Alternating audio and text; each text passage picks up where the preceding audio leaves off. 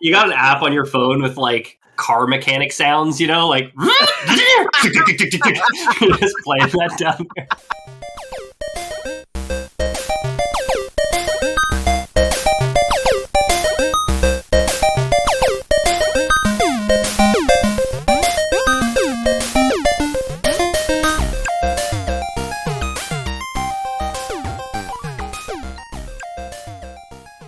Welcome back to the internet's number one fake history podcast, The Lore Boys. I'm your host, Ethan Palmer, joined as always by Peter and Jamie. Peter and Jamie, say hi. Hello. Hello. Apologies if my audio sounds a little different than normally. I'm in a different room because baby. Yeah. Ethan, back from having a headache, and his wife has kicked him out. He's in a little shack right now. Yeah, exactly. A little aluminum shack. All aluminum walls. I mean, yeah, I typically like the morning record. My daughter is just getting way more active all the time, right? And she's like obsessed with computers right now. She always wants to sit on my lap and she's hacking. She caused that whole outage for all the Microsoft computers. She did get a job at CrowdStrike, and then promptly lost it. But it's okay. It's okay, There's no rules in HR has no rules against hiring a baby. Then they just brick a billion computers. Like, okay, we're gonna put that rule in. Actually, yeah. What's nice is that she's actually pretty exempt from a lot of liability laws. So you can't sue a baby for gross negligence. That's why they hired her in the first place. Honestly, a lot of room for error. She's kind of a fall guy. Yeah. Hire a baby patsy. Just like they should have had a baby try and kill the president. Don't incite political violence. People are losing their jobs for that. I was kidding, FBI. Wow. We're already demonetized. Damn. So we're going to talk more Starfinder. We're going to be talking about the Outer Pact world specifically. It's a tabletop RPG published by Paizo. Similar to Pathfinder or Dungeons and Dragons, but sci-fi space stuff. We do have another episode. It's not required reading. Maybe would enrich this episode a little bit. But if you're new here, being cool as fuck though, so it's definitely a good one to listen to. Exactly. If you're new here, just strap on your space helmet. Let's go talk to Space God. Huh?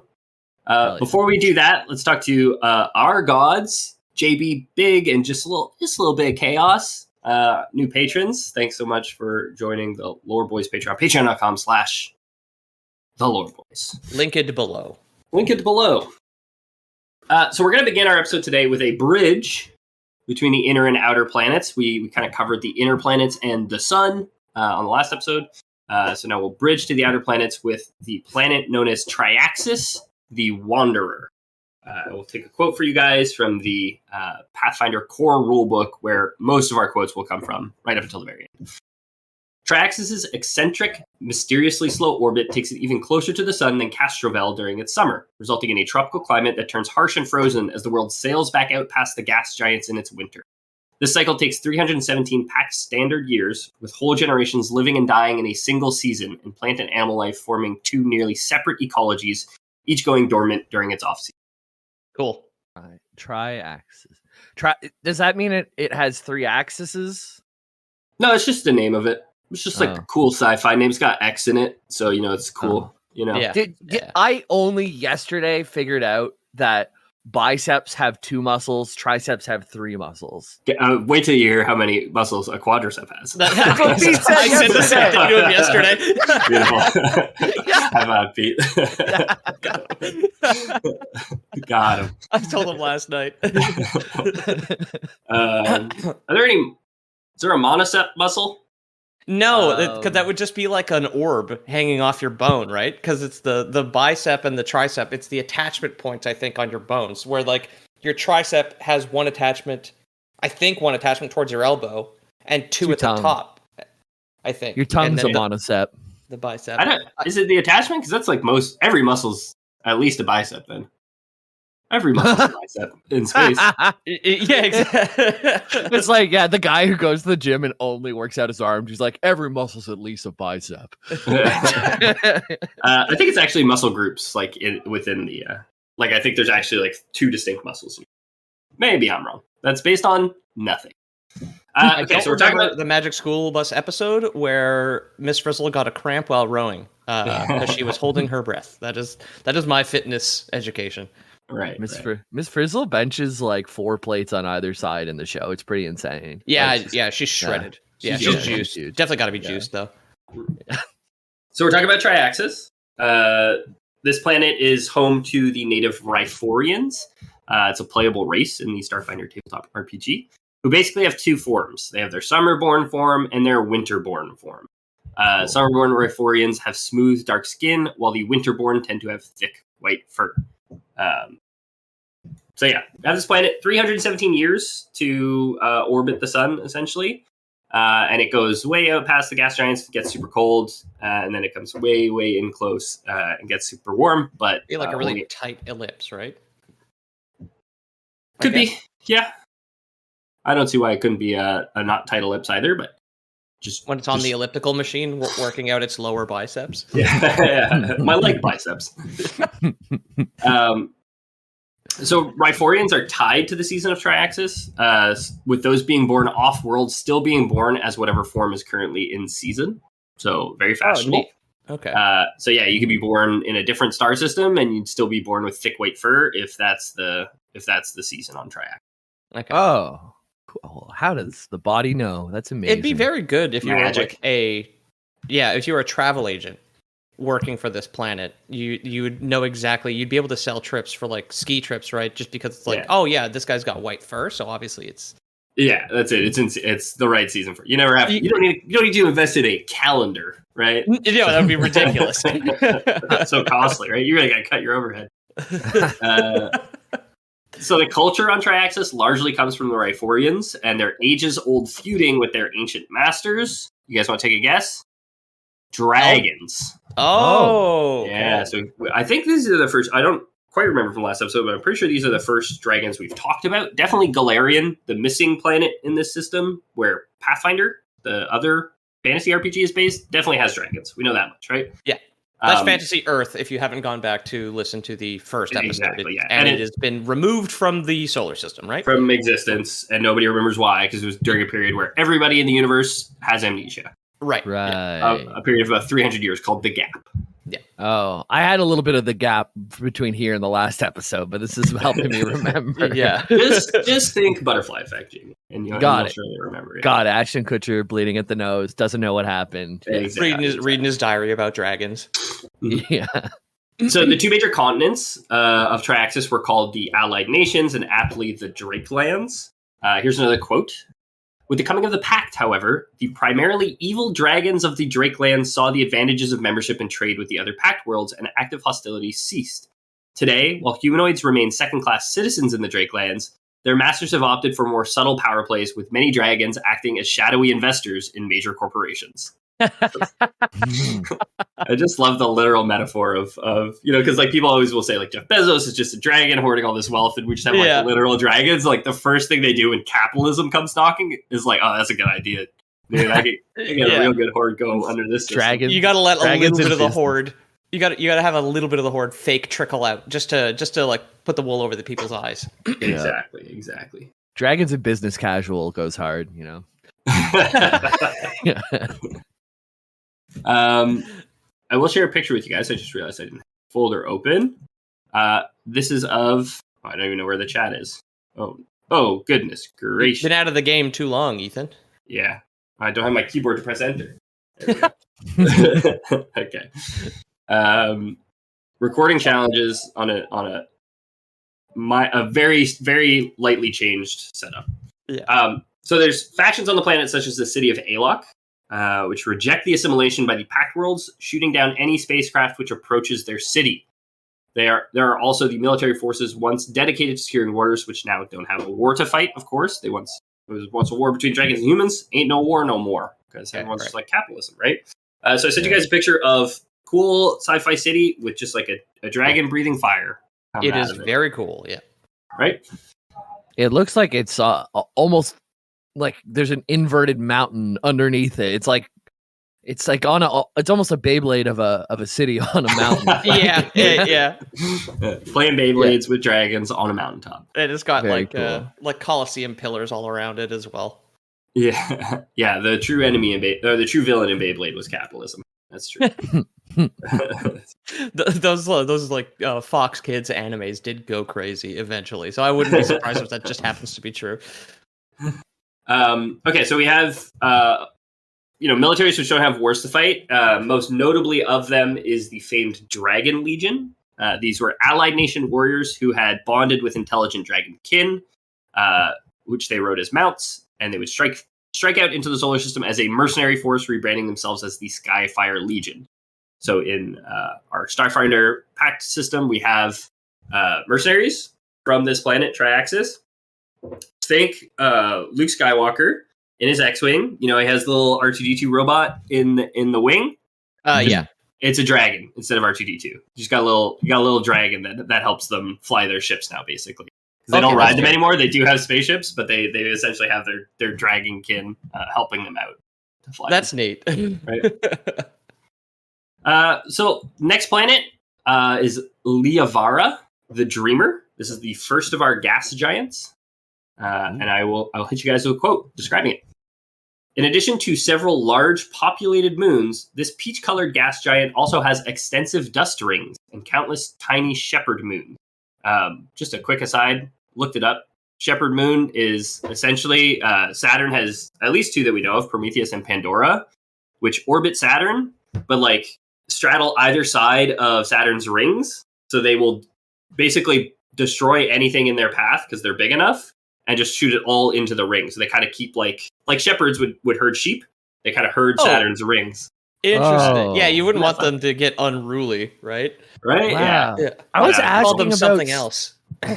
I think I was asking about Saturn's rings last episode. A very recent episode, anyways. That's cool to know that there's just like big old planets just breaking things and like pushing it down into the rings. It's very cool. Yeah. I think I might have told you guys this in person. Maybe I said it on the show, and I apologize if I did already. But the Appalachian Mountains in America, once also the Scottish Highlands, are older than the rings of Saturn. Isn't that fun? Yeah. This is I think we were talking about sharks are older than trees. I forget how this came Those up. mountains are also older than trees. Yeah. I think it was at Pete's birthday party, maybe, but who knows? Maybe. Or, Very we cool. did a lot of space episodes. We did Avatar. We did Starfinder. It's hard. That's true. It all blends together. Who knows what's friendship and what's a product anymore, huh? Yeah, exactly. I can't can't remember the last conversation I had with Jamie. So Liavara is our Saturn proxy. It is a gas giant with rings. So if it helps you to think of it like that. The quote continues, through these rings swim vast Oma space whales, straining nutrients and tiny elementals from the dust with their energy baleen. While down in the planet's cloud layers floats a complex ecosystem ranging from air plants and giant bacteria to apex predators such as deadly Keiji swarms or the infinite Taranake, visible only by the gas it displaces. As you descend into the planet's denser cloud strata, predators get larger and more piscine, capturing prey with vampiric tentacles, magical fields, or acid-coated web nets. Ugh. Many upper layer creatures drop their gas-filled eggs through these layers into even deeper strata, where the eggs eventually reach neutral buoyancy and gestate in the increased heat and pressure away from their usual predator. We don't need to go there. This place sounds awful. Yeah. Tell Pete's travel agent that you want to go to the ski resort planet. Exactly. I mean, I think it's cool that they have. It's funny. We were talking about baleen whales last night as well for some reason. Just now, I'm just reliving the conversation. Thank God, where Jamie and I's conversations are always relevant to you as well, even when you're not around. Even when I'm not there. Yeah, talking about like whales sucking water through their teeth instead of pushing water out through the back. I actually think that was on the episode too. I'm pretty sure it was. Yeah, it was. Yeah. And I was like, well, if they're blowing out, why do they have a blowhole? And Pete's like, because the water just falls in while they're just swimming around, so they got to just blow it out. And then it made me think, in space, why do they have a blowhole? Well, it's when all the ring dust falls into their blowhole. They got to blow it out. Yeah. So amongst these other feral species of alien life, we have the Dreamers. I sent you guys two pictures. It's the first picture. This is Liavara's dominant life. With pale, translucent skin and green tendrils, these cuttlefish-like creatures are remarkably similar to a species we will talk about on the next planet. This other species, the pink cuttlefish I sent you, are called the Barathu. We'll talk about them when we talk about Bertheta, the next planet. Okay. So the Barathu, a collectivist culture with the ability to combine consciousnesses, say that the Dreamers were originally Breathedian, which when you look at the 2 pictures I sent you, they're just reskins. Like they're just palette swap. It's they're chromas essentially, and one's facing left and one's facing right. I don't think there's symbolism to that. I think they just tried to differentiate them a little bit more. I mean, I do that when I draw pictures for the show, where I was just like, oh, I've got a lot of pictures that I drew where the main character is facing one direction. I just like Control T and flip the image just to make it sure it seems like I'm not terminally right-handed. So the Barathu say that the Dreamers were originally from their planet. Again, that makes sense. It's said that they flew to the then uninhabited Liavara, where they changed. Whether into something greater or lesser is still up for debate. Either way, the Breathedians, the Barathu, seem to revere, at least in some regard. They don't necessarily deify the Dreamers, but they do kind of like revere and respect them for doing their thing. Some of them are like, oh, they're much more feral. They're like they can't really communicate with the Dreamers. They're just kind of these. Think of like a hermit, like a hermetic prophet or something in our society who just like went off into the wilderness for 4 decades. Turned green. Yeah, turned green, comes back, and nobody can understand what he's saying, but everyone kind of takes him like, well, this guy's probably pretty important, right? This guy's an omen. Omen jellyfish. Small quote for you guys. With little, with little interest in outside cultures and none at all in economics or governance, the Dreamers are best known for their prophetic songs predicting some great or terrible event to come. The Dreamers themselves make no distinction between the two. So again, a hermetic prophet, they kind of sing this song that talks about like the earth gonna blow up, but maybe also the earth gonna blow up in a good way. Who knows? I love that song. Such a good song. Yeah, I mean, Bob Dylan was a master of the craft. The earth's gonna blow up. Baby, in a good way.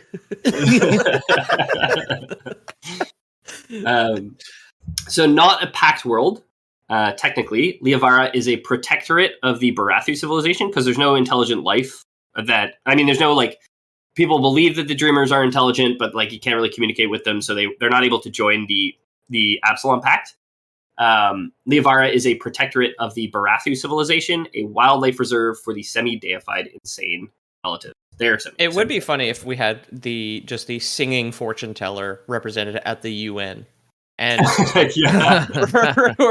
every country's just sitting around looking at them, just like shrugging, raising their eyebrows, like, okay. Well, we'll put them under protection because they seem to be predicting the future. So the Barathu control the mining operations of various high-value elements found in abundance on Liavara, such as metasterium, which is useful in genetic engineering, and the magic Viagra for wizards known as thaumogen, which enhances one's magic, but is also illegal due to it driving those wizards who use it insane. I see. Oh, of course. That's like almost a take a drink moment. The wizard dust, which ups your magic, but drives you crazy, right? Yeah. I feel like next time we see it, it's a take a drink. Yeah. Yeah, I've been watching The Boys, and even in that, they have a superhero compound that makes you be extra good superhero, but has bad health effects. And I feel like Compound V. Yeah, but it's like there's a bunch of them. I feel like in everything. Mm-hmm. Many of the moons of Liavara, contrary to the planet themselves, have been incorporated into the Pact World Alliance. So some of them have. I think actually I wrote this clearly, but I'm pretty sure it's just one of the moons, which is actually a pact world in and of itself, because it has a population which has lobbied to become a pact world. The other ones kind of fall under they are populated, but they fall under Liavara's protectorate status, so they're kind of just like within that. So if you had a pact world on a shepherd moon, you'd have to live on one side of it, right? Because the other side's kind of more like a bulldozer. Oh yeah. Whichever way. Hopefully it doesn't rotate too much, right? I was gonna say it has to be tidally locked, because otherwise, if it's rotating, you'd just be barreling through the rings of Saturn, just crashing into everything, right? Yeah, exactly. All the way around. That's your line of people brushing their teeth, just getting bombarded with like asteroids. Yeah, people brushing their teeth being crushed to death. It's happening 24/7 all the way around. Yeah. Cool. There's a few moons. I sent you a picture of, I think, one. I'll read you guys just the quotes. It's like a bit long. It's 5 quotes describing the 5 most populated moons, I guess. The most prominent of these is heavily populated Arcanine, which constantly bleeds off its atmosphere, only to replenish it each year when its eccentric orbit takes it through Liavara's own upper atmosphere. Extremely dangerous storms arise as huge lightning bolts arc between the two worlds, harnessed by resident scientists and spellcasters alike. This orbit should be impossible according to normal physical models, which leads many to believe that the moon was built specifically as a power source. What the arcane dynamo might have been designed to power remains unknown. So, pretty cool. One of them specifically designed to like coast through the atmosphere of Liavara and like generate just a ton of static. And this power is currently harnessed by some scientists and mages, but it's believed it was to an engine for something. But everyone's like, I don't know what for though. There's some recent quackery that I've come across that's also stated that like the pyramids obviously were some kind of like static electricity generator because of like the whatever brackish water underneath it causing some kind of reaction with the limestone that it's built out of is just like, oh yeah, well why is the room inside so big? A battery, which is just put the battery in there. It's so stupid. It's 18th century tomb robbers stole all the batteries. Our moon was built by Stanley Kubrick out of cheese, so Kraft could have an unlimited source for their macaronis. Those like cheese caves in Nevada were the actually construction materials for the moon, I think, or wherever the cheese caves are. Yep. I love how you went like dairy. That's probably Nevada, right? I was thinking. I was thinking of like a military. Like something that has like the cheese caves are buried in a mountain, and as far as I know, they are real. Yeah, maybe there's just like a cheese mesa out in the fucking Mojave, just like melting constantly. Yeah, maybe it's nice and dry in Nevada, so you don't. It's the right humidity to store cheese. I don't know what the perfect humidity to store cheese is, but yeah, I feel like you definitely don't want it too humid, right? Right. Yeah. Well, while making it, yes, but not while storing it is my guess. I hate sweaty cheese. It's awful. Yeah, I mean, I'll have a little sweat. Yeah, it's fine. That's not so bad. After Arcanine, the most civilized moon is Osoro, a world of mountaintop settlements high above the seas of poisonous gas breathed out by the moon's jungles. Here, solar-powered gliders sail between inhabited areas, while corrosion-resistant vessels dive down into the roiling clouds to study the ruins of a lost age. That's the picture I think I sent you. I think that's the one that it's describing. I was guessing poisonous gas is green, this one being pink, but I know pink is also like a very kind of toxic color. Like shorthand. Bright colors are all very shorthand for poison.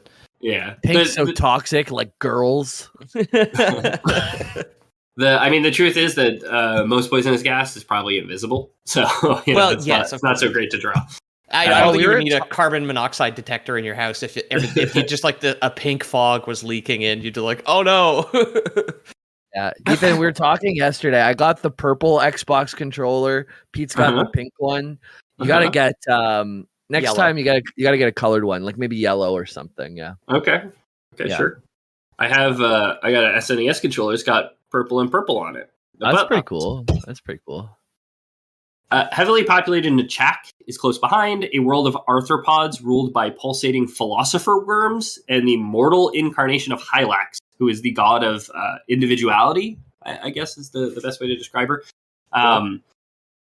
Ironic that most of the creatures who worship Hylax are like of a hive mind or were formerly of a hive mind. I guess it's not ironic if they were formerly of a hive mind, but a lot of like hive mind species pay a lot of deference to Hylax, the goddess of individuality.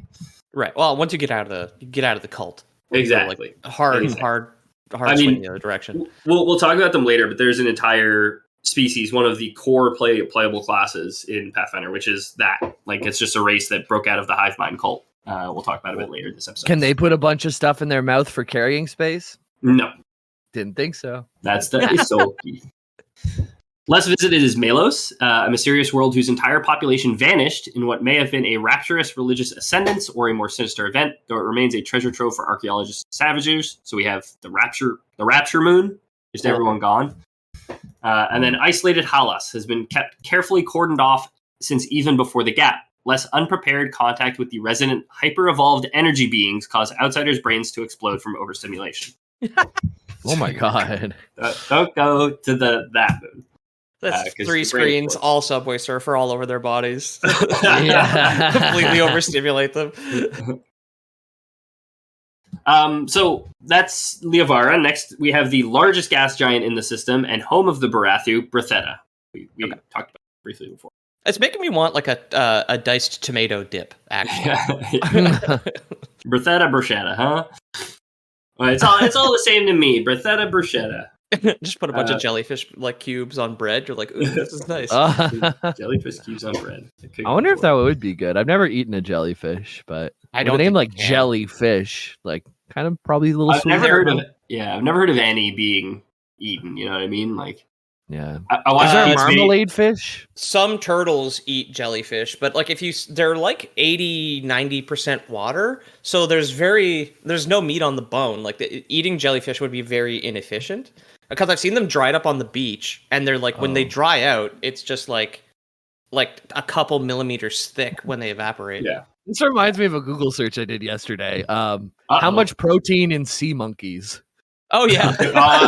I think that was like a Reddit thing for a while, wasn't it? A guy was like eating his sea monkeys or something. I don't know. I looked it up. You have to eat a lot of sea monkeys to get like even a calorie. You have to eat like a teaspoon of just sea monkeys to get a single calorie, which is like, because I was thinking, what if you just bred a bunch of sea monkeys in water, and then whenever you make like a shake, instead of using normal water, use sea monkey water. It's like infused water, right? Okay. But it ends up being really not efficient enough. That's why we ended up talking about whales yesterday, because I was going to be drinking a bunch of sea monkeys through my teeth. Yeah. You can buy frozen brine shrimp sea monkey cubes at a pet store. It's one of the things I feed to my animals. So if you wanted, if you were like, you're out in the summer with your lady, right? And you just like, oh, do you want a whiskey stone? Or would you like a sea monkey cube? Nice and cold. And you got the little tongs dropping them in. Horrendous. Bretheta. Through the blue and purple swirling clouds float our blimp-like mind melders. When faced with a challenge greater than a lone Barathu could overcome on its own, it will merge with other Barathu to create a temporary, unique collective far stronger and smarter than its component members. They typically disband again once the need for unity passes. So cool. Okay. They're able to mind meld. They're not a hive mind, but they could kind of build themselves into a hive mind as needed, depending on how big the challenge facing them is. Just like people. It's like you're not really a hive mind until you get all together, and then they're like, burn the witch or whatever, and everyone's like, yeah! And they wouldn't individually do that, but... Yeah, mob mentality, the planet. Yeah, yes, okay. Got it. As there are very few metals on a gas giant, of course, Barathu structures and technology, I sent you guys a picture of a Barathu city, is technically, generally biological. They're not only able to reform themselves as needed, much like a cuttlefish, or even evolve new adaptations in seconds. Barathus are capable of designing and birthing tools made from their own flesh. From weird, but cool. From, quote, tailored viruses to semi-intelligent servitor races. Trump quote? Did I say Trump? That's what I heard through your mic was Trump quote, and then I was just like, that's an okay impression of him, I guess. No, if I said Trump, I didn't mean to. I don't know where that could have come from, but who knows? I'm sick. Get off my back. Get off my back, sea monkeys. I'm always sick, man. I keep muting myself to sniffle. Yeah, I guess you have a daughter that goes to daycare and stuff, huh? Yeah, I don't know if it was her this time or what, but I just got sick. You get sick every now and then, you know? It happens. Yeah. Here's a quote.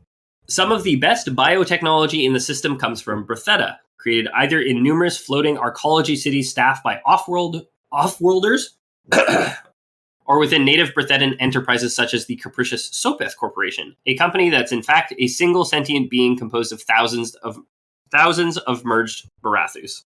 So, like we were saying before, if you ever feel like a cog in the machine at your day job, just imagine how much worse it could be. If you had to, if Elon Musk had his way and you had to Neuralink in at the start of your day to the collective consciousness of Tesla. Of a Tesla factory? No. Yeah. Maybe there might be something kind of comforting about that, where you just can just plug in. You kind of just go with the flow. I mean, I'm all for the collective now. Actually, I've changed my mind. Horrifying. No, I don't want to know what's going on at the end of the day. Yeah, with your colleagues' memories. Yeah, do you, or does it have like a super terrible lasting impression on you? Yeah, and, like, it's impossible to mentally unjog yourself. Do you see like other people's dreams out of the corner of your eye while you're like clocked out all the time? Like it's like after images.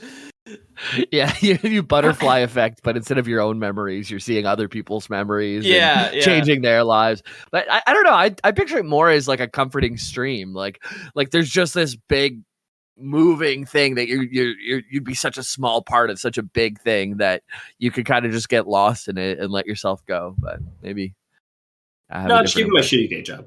I don't just like my job, but just give me that, you know? Yeah. So while the Barathu do not need a government for themselves, they don't need none. Don't tread on me. Good. They do have one of 4 off-worlders living or working on Bretheta. Don't tread on me. I'm squishy. Yeah, but we're gonna tread on you. They can plug into each other's consciousness. There's like a very much a sense of like we're all working towards the same thing here. Very socialist in a sense, I guess. So they're like, we don't need a government for ourselves, but. Could they do it on a smaller scale? Like, imagine all 3 of us could just plug all our consciousnesses in together. Ethan wouldn't even need to tell us these stories. We could just all experience them. Yeah, we just released like podcast episodes that are just like an unsettling hum. That is like three minds just like communicating. Or like watching a movie with someone and you can just plug in together and like have the exact same experience. I think that could be cool and like intimate or something, right? We know who's gonna fall to our techno overlords first. I'm ready. I'm moving to the woods. No, fuck, I don't even have Reddit, dude. Keep that shit away from me. Like, what do you do when the movie's done? You don't talk about it. You don't share anything about it. Like, yeah, but you unplug and you're like, whoa, remember when we just felt like that? And you're like, yeah, that's crazy. I don't normally feel like that. And then that's it. Yeah, I guess so. I feel like it's just missing nuance. I don't know. Yeah. And I'm also terrified of what Pete was saying. You're never gonna unhook properly, you know? Yeah. It's gonna break your brain. I feel like fucking smartphones broke our brains. You know what I mean? Yeah, like, exactly. I don't think I've heard an argument that it's evolution, that machines and people are growing closer together, and this is just like our first interface of how we're going to interact, and our brains are changing to like how much information we have, but it's just the first step before whatever the next step is.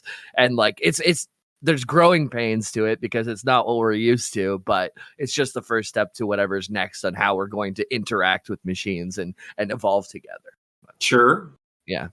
No, that's like evolution's just blind. It's not a good thing. Yeah. Species have evolved into their extinction before, so like, yeah. Okay, I agree. It is an evolution. We're constantly evolving. So I'm just gonna be completely leaning into. I'm on the side of mind melding at this point. You're a big Elon Musk fan. I get it. Don't worry. I get it. Yep. Everybody knows. Famously, big Elon Musk supporter. I don't have my license, so I need a car to drive me around. There you go. And that's why I'm leaning into it. I need a car to crash into a child for me.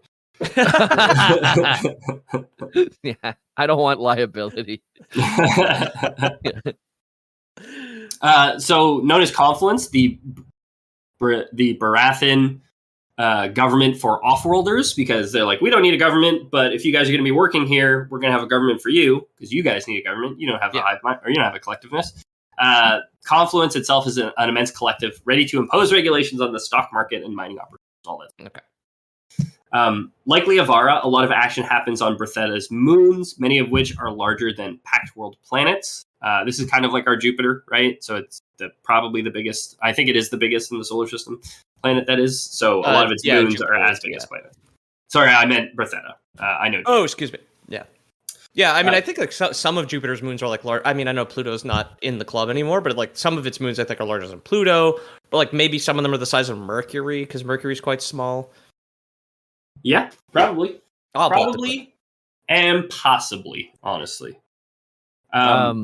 I only eat no more than 3 cans of tuna fish a week because of the mercury. And I read that it's okay for a pregnant woman to eat up to 3 cans of tuna fish a week. So it must be okay for me, right? If it's okay for a fetus.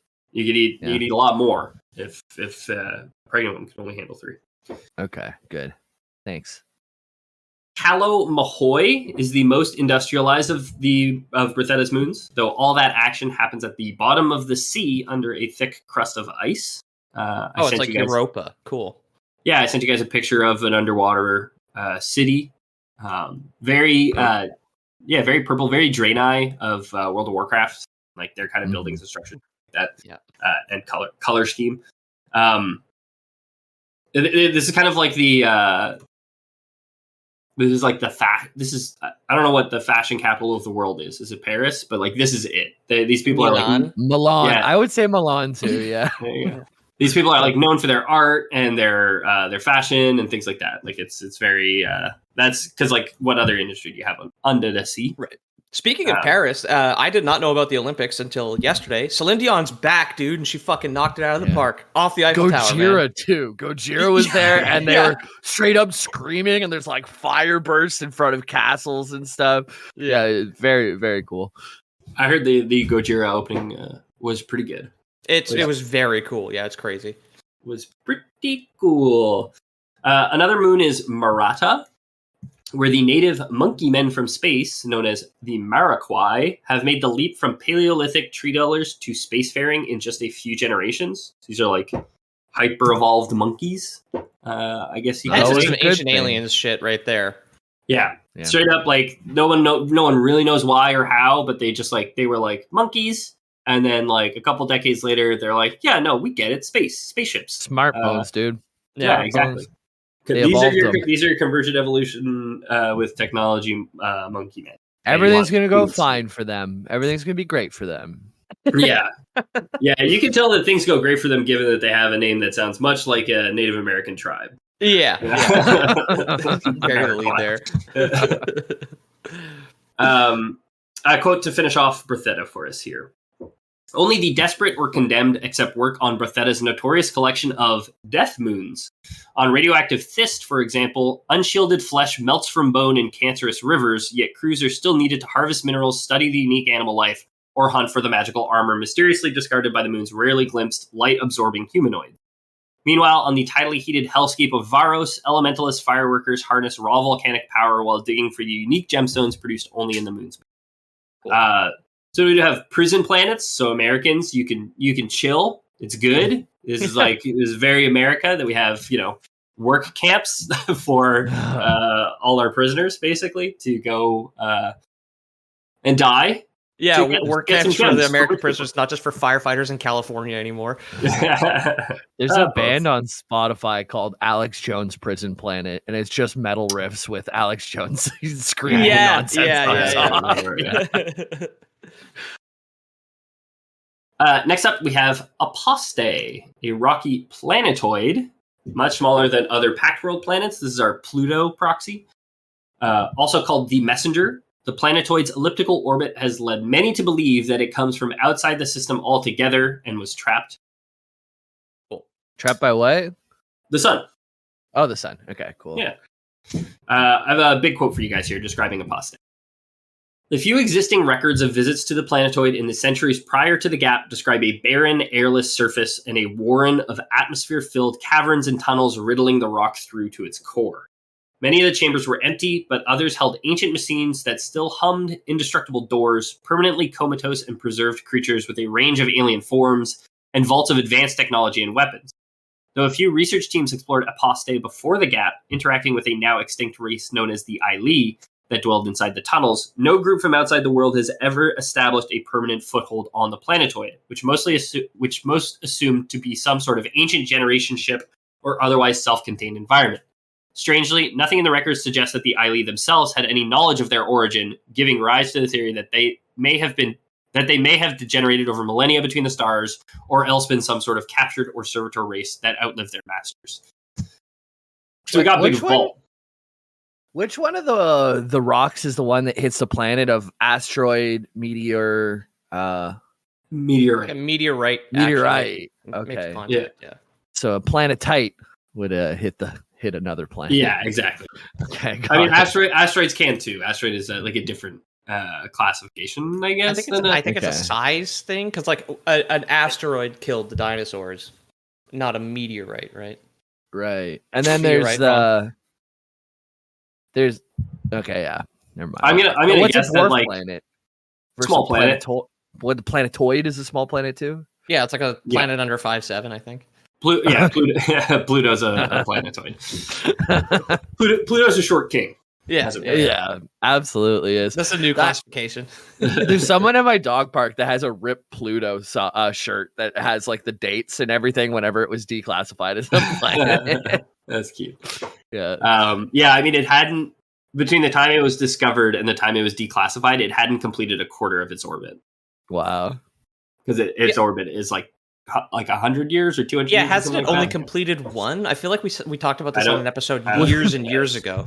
Was allowed into like all the cool parties for just a quarter of its orbit, and then just like knocked down and like pushed out of all the cool inner circle, you know. Yeah. Well, as a short king, he just can't handle as much like drink. He's too sloppy, so that's why they don't invite him to the parties anymore. Yeah. Pluto's orbit is 248 years, and it was discovered in 1930. So no, it has not. It hasn't completed half its orbit. No way. Pluto at a party, if it even lifted a beer to its drink, it would just like go rock frozen solid. Yeah. So we have Pluto. What if Pluto was a big vault filled with tunnels and like ancient doors, and there used to be a race of people living here, but they disappeared at some point during the gap? I would find that very scary personally. I would have an existential problem. It sounds like a lot of fun for an RPG, though. If you get to go to a planet and go through a bunch of vaults and doors and puzzles and the rest of it. Exactly. That's what all this is about, right? You could call it Borderlands or something like that. What if, but the end of Borderlands, there was just a terrible monster in the middle. Oh, no. Another mystery of the gap is not only what happened to the only native race we know of to apostate the Aili, but how did the Drow, the purple-skinned, demon-worshipping dark elves of Castrovel, end up on the planetoid as the dominant life form? Though dominant is maybe a liberal use of the word here. Okay. The best they've managed is a city known as Night Arch, built around one of the giant doors descending into the vault. There are other outposts, of course, but this is the most significant. It is the only known reliable point of entry into Apostate. So... the way you said outposts was so Canadian. Outposts. Yeah, I caught that too. Like it. Very cool city though. Very angular sci-fi with a lot of purple energy. So a lot of the dark elf magic coming out of there. Yeah, they're dark elves. So purple's their thing. I guess that's their color. Very Halo looking actually. It looks a lot like Forerunner tech. Yeah, or Forerunner. Yeah, also the door for sure. Pointy. Yeah. So at some point during the gap, that period of collective universal amnesia that lasted about 300 years, the Aili, the native race, disappeared from Apostate, and the Drow appeared, and they kind of came out of the gap being like, "What are we doing here?" And we're like, "I guess." So they like went to Apostate, set up a town during the gap, and then lost all memory of doing that, and now they're the dominant life form on Apostate. That'd be such a crazy day after, right? Just like the day after, for everyone, the day after the gap. Like there was people like mid-war, you know what I mean, who just like had no memory of the war starting or why it started or anything like that. We're like, do we keep fighting? What's going on? You know? Like, wow. Can you imagine like waking up just like, and you're like driving a bus, you're like, oh Jesus, it's up on the sidewalk, full of children. Yeah, I don't even remember becoming a bus driver. Yeah, exactly. I mean, so it's 300 years. So a lot of people were born in the gap and just have no memory of their early life. You know what I mean? Like, wow. None of us, all of us would wake up. We'd be like, we don't know who we are, who our family is. Like, and I mean, we talked about it on the first Starfinder episode, but there is like some feeling, like you do know, like there's some understanding, like you probably know your parents just from like looking at them like intuitively, but you don't have any memories of like your time with them. Yeah, it's like whenever those people with Alzheimer's like get in front of a piano, they still know how to play these amazing pieces, but they have no idea where it comes from. Yeah. Boy, wish I could get Alzheimer's and play the piano. You gotta play the piano first. Yeah. He plays the piano, doesn't he? He does. I don't know. That's He how it works. does. He does. Despite the meager foothold, the Drow were able to sign the Pact agreement and become a Pact world. Too much protest from Castrovel's other elves, right? Because racism, probably. Also because like the Drow are inherently evil, but whatever. That's because of racism. So the Drow and the second-class citizen races who live on their settlements are trying to crack open the planetoid's many vaults, searching for the fabled armory or chamber of life, which are tales from Eile's past. Would you use this to set up like a campaign? Would you like send your party that you're DMing to this planet, to the planetoid, to like crack open the vault, and that's a reward at the end of the campaign or something? Absolutely, yeah. That's like there's probably some source books which take you there. Paizo's really good at just publishing a ton of stuff and being like, pick what you want. Like Wizards, kind of, and especially recently, Wizards is like all about making the money, making the scratch. Paizo is very much like, hey, we love this. This is our art, so we're just gonna like put out as much stuff as possible. They kind of go for like volume more than I wouldn't say more than quality, because I think quality is fantastic, but volume I think is their strength over WotC. Is like there's so many classes, there's so many races. It can make it very intimidating for people new to tabletop RPGs to like step in and play Pathfinder. I learned on Pathfinder, and it's like a much steeper learning curve. Like you can get a lot of people into D&D who wouldn't normally be into board games or stuff like that. It's much harder with Pathfinder. There's a lot more math. There's a lot more decisions to make. There's a lot more reading. There's just a lot more like homework you have to do to get it set up. But absolutely, like any of these planets can have something in theory that you would send your people to go do, right? Right. Brithetta, I mean, we talked about something. One of the planets or one of the moons around Brithetta had like a thing that people were looking for, right? And it's there was like the suit of armor you mentioned that's just like on the forbidden moon. Yeah, there's like beings made of light which seem to shed some type of armor, and like you could be like, hey, you need this magic armor to beat this enemy that's threatening the solar system. So, right. Yeah. Cool. You got to go there and get it. So, fun fact about all of these worlds, we're talking about Pathfinder a lot. It is the same universe, right? Pathfinder and Starfinder. Galarian, the setting for Pathfinder or most Pathfinder games, did disappear. There is a Pathfinder source book called Distant Worlds. So in the fantasy setting, all these planets are also described for if you were playing fantasy and you wanted to go into space onto another planet with your, swashbuckling swordsman or whatever. Cool. From that book, Distant Worlds, we know that the Chamber of Life is a vibrant and eldritch orphanage, I guess, or something similar to that, or like insemination chamber. I don't know what the I couldn't quite tell that. Those are two different things. I'll let you guys decide which it is, because I can't tell if this is how the Eile reproduced or if this is where they went to get like foster kids. I see. Okay. Here's a quote. Situated about halfway between the world's surface and its forbidden center, the Chamber of Life is a massive dome-shaped cavern several miles wide and half a mile tall. Couples or triunes wishing to foster children step forward and present themselves to a thrumming silver monolith, taller than any other structure in the cave. A polished black eye then opens in the tower side and bathes the given partnership in light, after which it encloses again and the petitioners are free to leave. When they return a year later, they are once more bathed in the light of the great eye, whereupon the obelisk opens a door in its foot and presents the partners with their child. That's crazy. So, yeah. So my question for you guys now is, in your mind's eye, what do the Eile look like? Bunnies. Okay. Because you said Warren, so I was just like, maybe he's burying the lead there, and that's like a good. We had Jellyfish Planet, we had Monkey Planet, or Jellyfish Planet, Monkey Moon, sort of, and then like I don't know, just like the writing thing, yeah. So that's my guess. Yeah. Eile, they're giant floating eyes with Rasta hair, because it almost sounds like Irie. Okay. But it's Eile. Okay. One mysterious obelisk. So I was doing the research for the Starfinder books, and like the Eile are gone in Starfinder, right? Like by the time you're playing the game, by the time the gaps ended, the Eile are no more. So there's no pictures of them. But in the Distant Worlds book, if you go to Eile when you're playing Pathfinder, it's before the gap, so you can meet the Eile, right? Okay, cool. I'll send you guys a picture of what they look like, because I was picturing like white furred monkey men, kind of. It's just what I had, like kind of like the Moloch from Jesus Time Christ. Traveler. And these things are horrific. Oh my god. Oh no. Okay. Yeah. I hate it. That's not a bunny. That's not a bunny at all. No, why don't you go ahead and describe it for the listeners, Pete? Okay. I mean, it looks like if a spider was obese, because all of its horrible joints are very fat, kind of like elephant skin.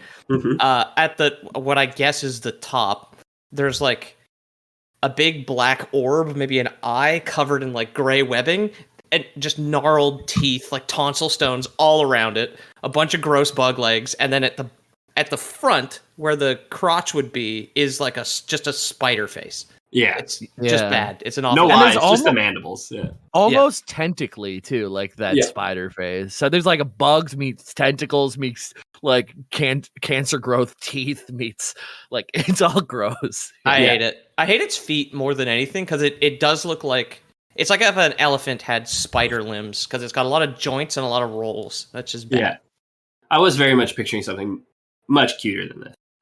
Then I saw this picture, I was like, the fuck is that? And I see the little it has the little label on it saying I was like, oh my god, that's what we're dealing with. So I'm glad that canonically they don't have sex. They just go to a big eye in a basement and it gives them a child a year later. Glad that we do not have to deal with the consequences. Imagine all the work they could do with all those arms and the big old and the tentacles. You know what I mean? Absolutely, yeah.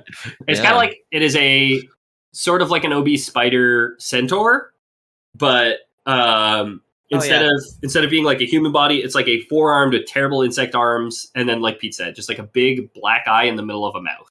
Yeah. It's like, what is the purpose? Why you got teeth around your eye? You know? All the better to see you with, my dear. So that's the Chamber of Life, the armory. The other thing that the Drow are looking for on Apostate is was a legend even during the time of the Aili. So this was like a myth for the Aili. Now has been passed down to the Drow. Something young Aili would strike out to find, but never actually come back with the mythical weapons promised. So that one is even more, who knows if it exists. Okay. This will bring us to our last planet in the solar system, Octurne the Stranger. Here's a quote. The farthest planet from the sun, Octurne is not a signatory to the Pact and is claimed by the Pact worlds only out of proximity and necessity. A weird and sickly world cloaked in thick, poisonous clouds, the Stranger warps reality with its very existence, endangering any living creature that approaches or visits it. So it remains a mystery even after all these centuries of exploration. The diameter, rotational period, even trajectory of the planet seem to vary wildly depending on who's observing it. You're in the dark. Nocturne, Octurne. I feel like, yeah, those words rhyme. I'll give you that. But I feel I think it's the root. You dingus. I mean, I think the Noct is the root of dark. I think the part that's not in there is. Yeah. Well, what's also Octurne is it just turns 8 times. Yeah. Yeah. I mean, you're absolutely right. All the apostate is probably related to apostate, which is somebody who's renounced religion, right? Right. And now you have this big vault world, which suddenly came from outside of our system, seems to have appeared in our system, probably rejected whatever system it came from, and has ended up here. Yeah. I do think you're totally right, Spina. So the fact that it changes based on who's observing it has led most of the Pact worlds to lean towards the hypothesis, that it is in fact no planet at all, but a massive embryo or egg itself alive. It's thought that one day it will mature into a being of untold cosmic power, a great old one. Okay. Cool. Oh no. Mm-hmm. So we just got egg in the system. We got planet, egg. Lovecraftian egg, yeah. Yeah. Except one of those planets was a space station that we talked about. And one of those planets is a space station which we haven't talked about. And one of those planets is a planetoid. Exactly. Yeah, got it. And some of those planets were moons. Yes. The quote continues, Octurne is far from uninhabited, and the living planet is currently a battleground between the cults of the Elder Mythos, who aspire to nurture a new god, and the forces of the Dominion of the Black, which seek to subjugate and manipulate the nascent Great Old One for their own sinister purposes. Okay. So the creatures living on Octurne, you got people who are like, hey, Elder God's great. Can't wait for him to come out and boil all of our brains. Let's make sure he can. And you have other ones who are like, hey, let's get the brain boiler born so that we can control the brain boiler and have him boil other people's brains. Right. I think that never works out for whenever there's like a cult of people trying to control an old god. It always ends up the old god just does what they want and has a bunch of cultists. Yeah. Are they like blasting different music into the egg itself? Like the guys who want to control it are Baby blasting Mozart. Beethoven? Yeah, Baby Mozart. Yeah. And the other one has Gojira and fire shooting all around. The other one's Celine Dion. The duality of man. Yeah, my brain may boil, but my heart will go on.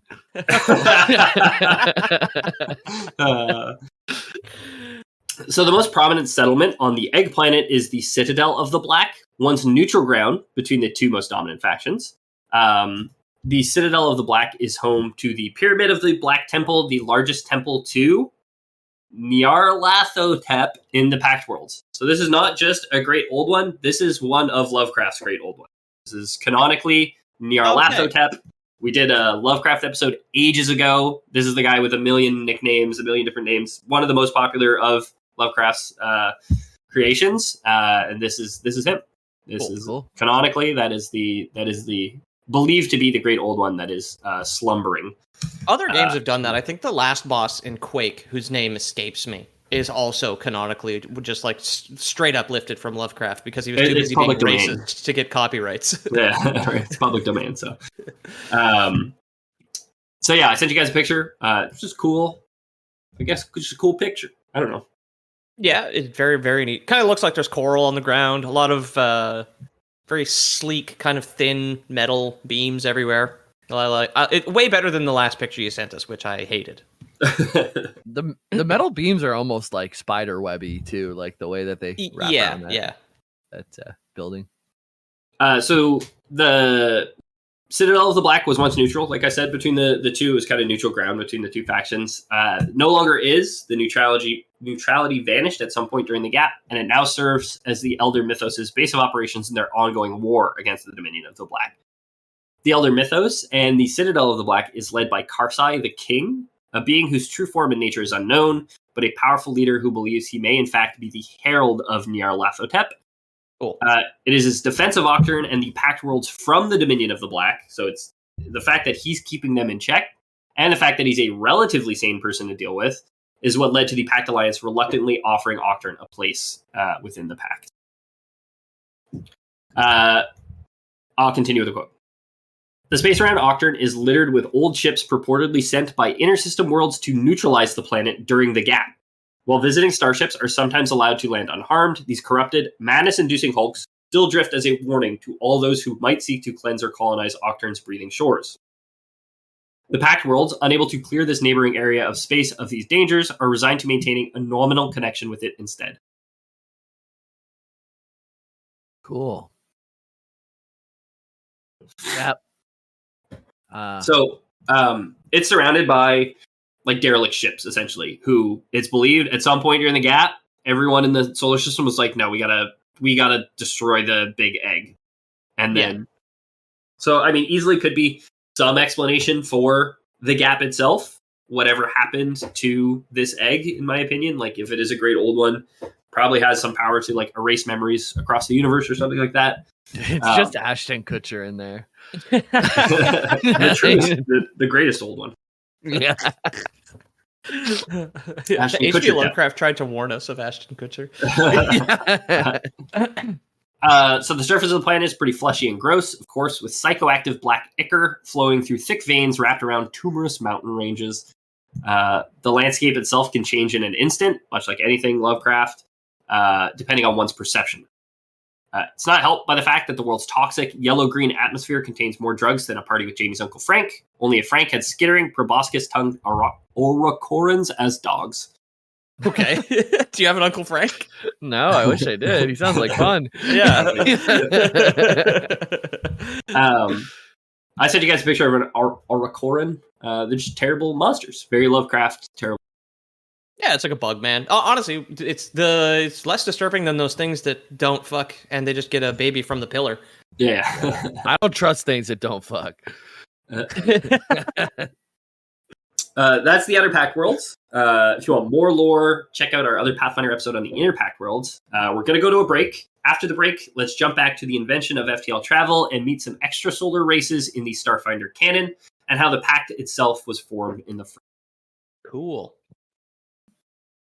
Welcome back from the break. I hope we don't all suffer some terrible existential amnesia caused by those ads you just heard. We're jumping all the way back now to 3AG. A lot of the stories I've told that we've kind of been ignoring the timeline, where some of the stuff that I mentioned might have happened, 100 AG. Some of the stuff might be current year. Big air quotes. That's what I said, not Trump quotes. I think I said air quotes probably. Okay, it just didn't come through on my end. Yeah. Might not have come through for the listeners, and I might have said Trump, but what I was trying to say was air quotes. Yeah. So big air quotes, like the current year. You can make it whatever year you want, whenever you play, but like all the published adventures take place around 300 AG. So like in the pretty distant future from where we are. So a lot of the stories I told would be like current to that, so it might not be true in the time that we're going to jump back to, which is 3 AG, with the first interstellar flight and the gift of faster than light travel being bestowed from the god Triune. We told the story of it on the last episode. All you need to know is God gave us faster than light engines called drift engines. And we're kind of in that period now. So we're going to go through the timeline right up to the formation of the Pact, and then a little bit further than that, talk about the Pact worlds a little bit more. Cool. A quote from the Starfinder adventure book, Incident at Absalom Station. After the gap, Absalom Station's inhabitants found themselves even more adrift than most cultures, with no homeworld and no trustworthy records of their social ties and governance. Anarchy reigned, gangs based on racial or religious identities looted and fought in the streets, and systems broke down as people abandoned their posts. Only when a runaway malfunction nearly resulted in the venting of the entire station's atmosphere did people recognize their precarious position and begin to pull together, with the heads of the various gangs forming the first Syndics Guild and electing the first prime executive, Lokua Tem. Cool. So this is just to set the stage, I guess, for the Absalom Station is the station that orbited Galarian. Galarian disappeared at some point in the gap. Absalom Station was created at some point during the gap, so no one knows why it was created, what happened to Galarian. There's the space station, maybe a lifeboat. Maybe people knew Galarian was going to disappear. So we have this space station where everyone's living. This is like the main world. I compared it to another WoW reference, World of Warcraft reference would be Dalaran. Dalaran, the hub city. world. Exactly. I remember that. That's where the audio cut out the last time during editing. So I listened to it a couple times. Oh, there you go. Editing last week. Fun. Yeah, I was thinking. So the gap is like this big everyone forgot, right? Yeah. So let's say you're drinking a little too much and then you forget the night before. Do you call that the baby gap? Yeah. Cool. Because you call it the baby gap specifically because not only do you forget the night before, you shit your pants, you cry a lot, Yeah. Desperate for some titties to suck on. It's, the usual, yeah. I was just thinking of a gynecologist who, like, in the moment forgets the words when he's like working. He's like, just baby gap. It's like got the lady in stirrups, like the cervix. He's like, that's it, thank you. Come again? Don't mind if I do. Things you don't want your gynecologist to say. I assume. I've never been to a guy. Yeah. I think some of the best like off the cuff riffs are probably done by the gynecologists that I imagine as like the least professional doctors on the planet. Them are proctologists, right? Yeah.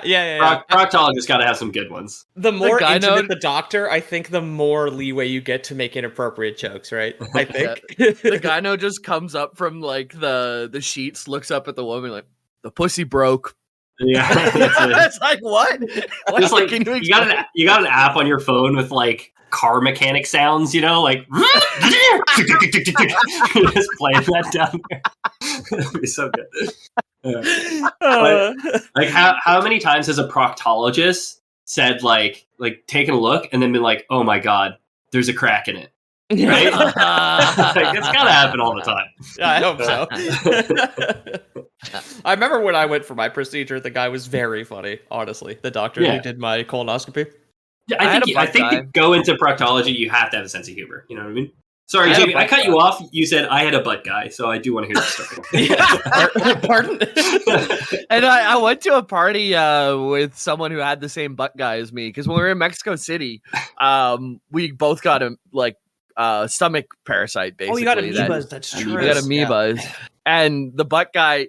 He went in pretty suddenly. I wasn't ready for him to take the sample, and I remember Luis calling me a pussy for being like he went in my butt too hard. Like, the guy looks parasites. So. Yeah, he looks into the microscope or whatever, and then he like claps me on the back. And he's like, "My friend, you've got amoebas." And I was like, "What the fuck are amoebas? Like, am I okay? Am I gonna die? Like, what's happening?" But it was just water of the butt for a few weeks until I got things that what's it called? Antibiotics that were so strong it killed all my gut flora, and I had to rebuild it with like special crackers and just like chicken stock and stuff like that. To be fair, that's most antibiotics destroy your gut bacteria. And honestly, I swallowed a chunk of a peach pit, which lacerated my organs. That was the thing that happened to me. Passion pit. Yeah. There you go. Jesus Christ, where were we? We're talking about Absalom Station. No, it's as much my fault. So we've got these things called Syndics Guilds, or the Syndics Guild, which rules Absalom Station. Over the next few decades, this Syndics Guild would be tested, most notably in 7 AG by Eox, the undead planet, during what would come to be called the Magefire Assault. So Eox attacks Absalom Station in the year 7 AG. It seems that the divine gift of faster than light travel would not automatically usher in a new age of peace, right? So Eox was Eox was kind of the heel, the villain of the system for a long, long time. That didn't change post-Gap, and there's still a lot of fighting and war within the system itself. The biggest threat, however, would not come from within. Beneath a different star, the reptilian humanoids known as the Vesk have been honing their craft of war for millennia. So talk about the Vesk a little bit. I sent you guys a picture. You might recognize them because when we did play that one shot, I believe it was one of the choices of a playable character. I believe friend of the show, Other Bobby, played one of these. Okay. Cool. They shared their name with what they called their planet, Vesk. So they're Vesk from the planet Vesk, which will eventually become Vesk Prime, but for now it's just... but when they first took to writing down their history, they weren't even the dominant intelligent species on their planet. The Vesk first united all of their own tribes before they pushed the other species, the Kayagaras and the Skaraskins, into extinction outside their ever-expanding borders. I can't remember. I believe it's the Kayagaras. The Skaraskins are like jackal people. The Kayagaras are snake people. The snake people, they actually were like super powerful spellcasters, like very powerful wizards, and they like with magic like move their cities brick by brick into like caverns below the earth on below the Vesk on the planet Vesk. It's like, guys, you can carry 2 bricks. Why are you using magic to carry 1 brick at a time? Shut up! I'm focusing, concentrating. Bricks are heavy. It's like they're snakes. They're snake people. So wouldn't it be funny if, because they got no arms and legs, even their telekinesis is like limited, where they have like a snake version of psychic powers? Yeah, the bricks are just like pushing themselves. They're like, slithering. Slithering on the ground. Like, yeah. So, snake pyramids, just like it's not even wouldn't even be a fucking pyramid. It's just like a straight line of bricks. The jackal people, the Skaraskins, were relatively easy to extinct. I don't know. Yeah, obliterate, I guess. The Veskarium Empire would have to expand under the very earth itself to root out the last survivors of the Kayagaras. It took centuries, and after centuries of untold bloodshed, the Veskarium would finally rule the entire planet. The Kayagaras, fun fact, are still like a story that mothers will tell to their children. Like, if you don't eat your vegetables, snake people are going to come out of the ground and eat you. Okay, that's cool. Yeah, it's even like millennia later, it's still remembered as like they lived under our planet. Some people still believe there's still snake people under our lizard person civilization living underground. You know what I mean? I love that the lizard people planet also has paranoid lunatics. Could you imagine if the way they describe they're just describing humans, Where it's like they're disgusting, pink skinned. They have hair on their heads. They live underground. They control the media. Yeah. The royal family is actually humans. If you think humans. They're little monkeys in disguise. They're mammals. They got milk comes out of their breasts. They got breasts. Disgusting. Well, you said monkeys in disguise. I also heard monkeys in the skies, which is also something we do. There's monkeys in the skies there. Their eggs, they have one giant egg that hatches inside their body and comes out of a baby gap. Speaking of that whole egg thing, a life hack for relationships. I just got into one. Sign up for their period app, and you can link it, and it'll give you tips day to day. It'll be like, today's like not a good day. Like be kind to this person or whatever. Or they'll be like, it's ovulation time. Get in there, boys. This so ties directly back to your like, I want to mind meld and watch a movie because like you don't want to talk to another person. You don't want to just be like, how are you doing today, my love? Like that's the hack. Is you just ask them, how are you doing today? Not good? Okay, cool. Let's do something for you, you know? Like you can just be like, harder, do you need anything in the morning? Replaces the menstrual cycle app, if you can believe it. Honey, I noticed you didn't fill out your period tracker today. Would you mind? Huh? I feel like sometimes, especially on the bad days, communication can be tough. So it bridges the gap a little bit. Yeah.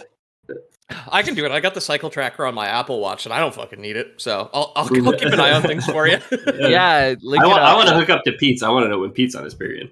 It's when I have my migraines. So the Vesk have conquered Vesk, their planet. Their thirst for conquest, however, not sated. They spread out through their solar system until the Veskarium had absolute control over all 8 planets in their system. They were bound in this state when the gap struck, so they had control of their full solar system when the gap hits, and the Vesk people set about relearning their old political boundaries once it was over. Okay. I have a quote for you guys from the source book Near Space, which is a Pathfinder expansion which explains everything about the Vesk, where all the kind of history of the Vesk comes from. The Vesk longed to expand beyond the borders of their home system, but interstellar travel remained beyond their reach. Though Triune had broadcast the secrets of drift travel to the entire galaxy in 3 AG, the all-code signal had mysteriously failed to reach the Veskarium. While the rest of the galaxy built drift-capable starships that opened the stars to exploration, exploitation, and colonization, the Veskarium remained isolated and confined to a single solar system. It was not until 12 AG, when explorers from the Galarian system first made contact with the Veskarium, that the Vesk learned of the existence of drift technology. I like how the lizard people are confined to a single rock under the sun. It's like eight rocks, to be fair, under the sun. But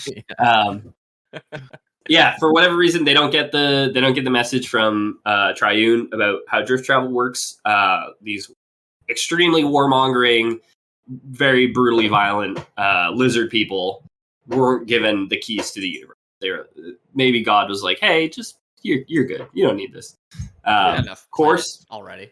Yeah. People, famous meddlers, the best of the best. Number one with a bullet in terms of meddling, probably as humans, do get there. Fumble the ball, give the lizards accidental access to drift technology. Initially, the Vesk were all chummy with Galarian explorers. Big banquets, ply them with drinks, and very friendly, all this stuff. As soon as they had their hands on a drift engine, they got to work upgrading their warships with drift technology. Okay. Relations continued to go south with the Veskarium right up until 36 AG, when the Veskarium invaded the planet Triaxis. Oh, okay. That is the, if you'll remember from an hour ago, the dragon planet. Yes. Yeah. Yes. I remember because triceps. There you go. Triceps, dragons. Duh. Dragons ain't got no triceps. That's how you remember. Yep. Their arms only go in. A dragon always keeps its arms straight. If it ever curls them in, it can't uncurl them again. It just falls over. stuck like that forever. Like a turtle on its back. It needs to get a human surf to like uncurl its arms for it. The Vesk attacked the mountaintop city of Alidra, where they first made landfall, and a devastating opening salvo made it look like things were doomed for the worlds of the Galarian system. Again, they have like a unified solar system, 8 planets strong, producing Vesk warriors, all ready to go to war. This is the thing that they do, is go to war. Probably their biggest handicap at the beginning was that they didn't have that many drift-capable ships, right? Like, they had to keep making drift engines for these large warships. But they're starting to churn them out, for sure, right? The only thing that saved the planet Triaxis, of course, was presenting a unified front. Many of the nations of the Galarian system sent military forces to Alidra to help beat back the Vesk forces, even though they weren't necessarily... There is no pact at this point, right? So they're not in agreement about anything. Eox is still Eox and causing trouble, being villains, blah, blah, blah. But they are able to beat back the Vesk forces. They realize that if the lizards got a foothold, they may be much harder to beat back for everybody. Right. It was, however, this battle of Alidra was a Pyrrhic victory at best. It was very costly, did not go well. They're kind of slow to respond, et cetera, et cetera. I think they're kind of like the Mongols, I guess, but I can't remember because I don't know if there was ever a unified front, against the Mongols, or if it was just like China dealing with most of it, and then like all the way in Europe, and then they dealt with it, and then Japan got lucky because like a storm hit twice and sank all their ships. Yeah. We're talking about planets and planetoids. What about Mongols and actually, never mind. What were we talking about? Now do it with some other slurs, Jamie. 10 in the morning already, Jesus. Yeah, right. 10 in the morning is Jamie's slur time. I got to get him out early before noon. Yeah. So the war would continue for 5 years before the Absalom Pact was officially presented by officials of Absalom Station, Castrovel, and Versi. So they come up with the Absalom Pact in response to the Vesk threat. They say like, "Hey, lizards gonna kill us all." They come out in their tinfoil hats. They say like, "Lizards are gonna get us. They're gonna kill us all." So they're like, "Okay, cool. Let's sign this pact. Let's all agree to work together." So we have 3 planets which drafted the pact. So they're all already in Absalom Station, Castrovel, and Verses. They want the rest of the planets in the system to sign it and agree as well. You guys want to guess who was first to sign? The people. The dragons, because they were attacked first. I have a quote for you guys. To the Coalition's surprise, the first world to sign onto its new plan was not logical Abalon or pacifist Bertheta, but the long mistrusted undead planet of Eox. With the military might of the Bone Sages on its side and the Churches of Abadar and Iomade wielding their financial and religious power to promote the campaign, the Coalition quickly gained strength, and in just a few years, the entire system came under the protection of the new government. Cool. So it's not really known why the Bone Sages decided to sign. We talked about them on the last episode. They are kind of like, there are different immortal necromancers who have been alive for millennia who just rule different factions on Eox. Eox does present a unified front against the other systems in the other planets in the Pact system for a long time. Like when they launched the Magefire Assault, it's all the Bone Sages of Eox who are kind of launching it together, but they do fight amongst each other still. But anytime it's somebody else, it's like, screw you. Seems to be the same thing's happening here, where they just realize, like, hey, we're just operating on a different scale now. We're going to do the same thing. We're still going to be kind of a heel, kind of an evil, like, presence, but we're like, you don't mess with us if you're not from here. You know what I mean? This is our church, right. So you don't mess with us if we're not from here. They agree to sign. They're one of the biggest military forces and one of the most powerful, like, they are probably the most powerful spellcasters in the system. So when they join, every other planet's like, okay, well, if they're part of the Pact, we want to be on their side because they've been the villain here for the longest time. So if they also have like Absalom Station and Verses and Castrovel at their side, like, we don't want to be on the other. Okay, cool. As a unified front, the Pact worlds proved to be a match for the Veskarium, and the war stalled out but did not end. What would come to be called the Silent War would last over 250 years. They are at war with the Vesk Empire, the Veskarium. Between then and now, however, a lot happens, of course. In 67 AG, something called the Stardust Plague, which was believed to be brought in from an interstellar voyage, rips through the Pact system, killing millions. So we kind of have the first major consequence of, like, unbridled exploration, much like in our age of exploration. It's like you just catch diseases and, maybe accidentally bring them home. Yeah. Which happens. We have this plague which kills millions across all the planets, or maybe not all the planets, but many of the planets within the solar system. Yeah, I can't imagine the bone sages got very sick. Oh yeah. Stardust Plague sounds so nice and pretty and like sparkly and yeah. It does sound like some kind of like a concert where you'd have like some David Bowie and maybe it sounds like something you'd catch from David Bowie, right? Yeah, it sounds like David Bowie gives you herpes and he says like, "No, love, it's the Stardust Plague." Yeah. Is he British? I don't know if he's British. He is. Yeah. I don't know if I've ever heard was. I've only ever heard him say meme school. Okay. I don't know why he said meme school, but I'll send you the clip. It'll be for the patrons. I saw him sing. I saw him do that dance with Mick Jagger in that one song. But the video I always saw was where they did no music and it's just them dancing and like some guy dumped over the shoes. Yeah, the squeaky shoes. Yeah. 16 years later, after the Stardust Plague, the Pact Worlds would make contact with the next notable interstellar race, the Sheeran. Ed Sheeran, yeah, exactly. Famous bug person, Ed Sheeran. So the Sheeran are an intelligent race of bipedal arthropods with a bug-like demeanor. Did send you guys a picture. Very cool. This was the one time I played Starfinder at GeeklyCon in Columbus, Ohio. There was a one-shot run. I played a Sheeran. Nice. Played a Sheeran, like cleric. Hold me in your buggy arms. Kiss me under the light of 1,000 stars. That still works. Yeah. So Sheerans once existed as part of the Swarm, a monstrous locust-like entity which existed as a hive mind between countless similar insectivores. So this is what I referenced earlier when I said we're going to have a race that broke off from a hive mind. These are the guys, the Sheeran. They no longer hunger for corn, so they break away from the locust swarm, right? Yeah, exactly. Sounds like a Gojira lyric. The swarm is all-consuming, traveling slowly from system to system and consuming anything they encounter. This is our Zerg proxy. This is our Tyranid, equivalent. Okay. This is these are the big, exactly. I forget what the ones from Helldivers are called, but it's the bugs from Helldivers, right? Okay. The bugs from Starship Troopers. It's just all they care about is consume. Okay. At some point during the gap, a subcolony of this entity suddenly broke from the hive mind and gained a sense of self. Hooked on individualism worse than an American, the newly formed Sheeran bided their time within the swarm. So this is like one of their traits is like they are all obsessed with individuality. They're kind of like they're very much like they experienced it for the first time, and ever since then, every Sheeran is like, no, hive minds are the worst. They disagree with you, Jamie. They don't think collective consciousness is a good thing after breaking from it. That's really funny. Ultra libertarian after that whole thing. Okay. They're not. They do have government, and they do believe in like the ability of government, but they also like they very much have like it's American individualism is how I would describe it. I feel like a colony of ants has to pay taxes in one way or another, though. Like or else it's just gonna all fall apart.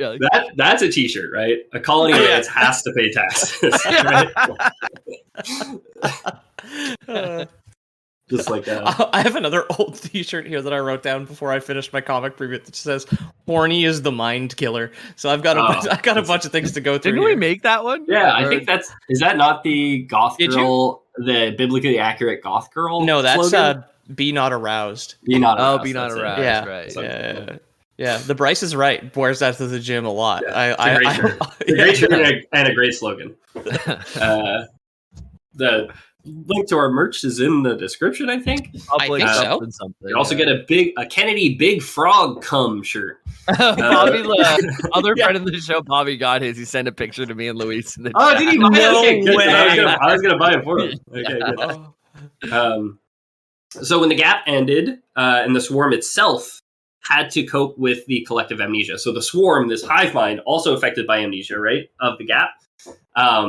Probably more disorienting for something like that, I would imagine, but I've never been a hive mind, so I don't know. Jamie, you're the hive mind expert. Would you say it's more confusing or less confusing? Sorry, I wasn't listening. I was listening to the hive. What's up? Jamie just carrying a big cut leaf over his head, and he's just like, "What? What are you doing? What are you doing with that leaf, Jamie?" My hair's getting long enough. Maybe I could get the beehive going one of these days. Oh, yeah. That'd be a great look for you. Yeah. Yeah. So the gap ends, Jamie, and the swarm is affected by the loss of memory, like everything else in the system, right? Do you think being a hive mind would be more difficult to recover from that amnesia, or easier?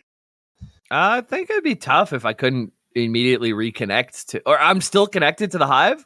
You're still connected, but then you also have you're not connected to the hive. You are the hive. It is a true hive mind in that you are just this one big consciousness made up of all these smaller consciousnesses. I feel like easier. I feel like the muscle memory of the collective is gonna just keep us going. I think it's fine. I'm positive hive mind on every front. So it'd be so funny if after the gap they started making crooked beehives, they couldn't remember how to do it. It's all bad, the beehives all have bad wiring and shit like that. No support structures in it. I was at a pool party the other day and they just had a fake wasp's nest on the porch, and it stopped them. Why? They said they never get wasps anymore. Wasps come by, they're like, taken. We're out of here. We'll go to the next backyard. Oh, cool. Yeah. That feels like confirmation bias, and they just haven't had a wasp build a nest at their place. You know what I mean? Yeah. Maybe. Apparently, you can buy them at Canadian Tire or whatever, and you just hang them up. Yeah.